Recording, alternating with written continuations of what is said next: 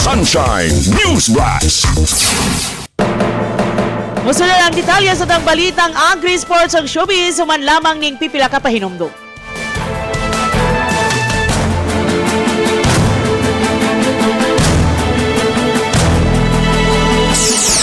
Sumasambulat sa buong Pilipinas. Sunshine News Blast. Kamo nagpaminaw sa DYAR 765 SMNI Radio Cebu.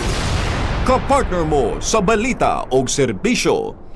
Inzomo man siya organic disinfectant ug odor control nga gamit namo sa among manukan kada human namo og hinlo, kada human namo og habo sa mga iti amo dayon na siyang butangan ani. Dili siya i-direct og butang. Ibutang namo siya sa sprayer, mixan na siya og tubig dayon i-spray din siya diha sa portion nga gikuan na nimo siya sa hugaw. Kunya nakandot ani niya kay odor control ni siya o wala jud kayo ni siya baho, dili ka baho kayo ang mga iti mo nang bisan sa among mga bisita diri sa manukan makaingog sila wala jud baho ang manukan. Unya last na po siya langaw bisan sa taas wa jud kay makita nga langaw dito ah.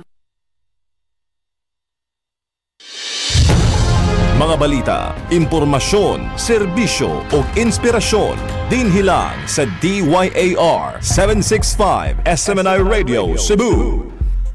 Atong oras, alas 7:45 na ang takna sa buntag. Gihatod kaninyo sa Lacto Puffy Probiotic Health Food Supplement o Lacto Plant by Acil Laboratories Incorporated. Sumasambulat sa buong Pilipinas.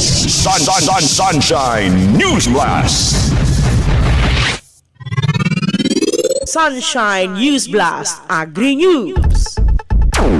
Alang sa atong balitang agri, malampusong gipahigayon ang crop cut, data gathering of field day sa napulo ka hektara nga Yellow Corn Technology Demonstration Farm sa barangay Kamungaan sa San Francisco, Cebu.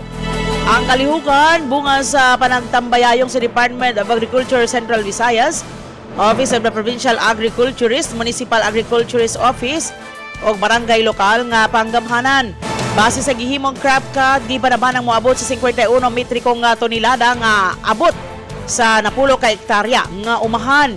Matod sa mga tigpasiugda tumong sa Technodemo nga ipakita sa mga mag-uuma ang hustong paggamit sa teknolohiya sa pagtanom og bais aron mapataas ang produksyon o matabangan ang panginabuhian sa mga mag-uuma.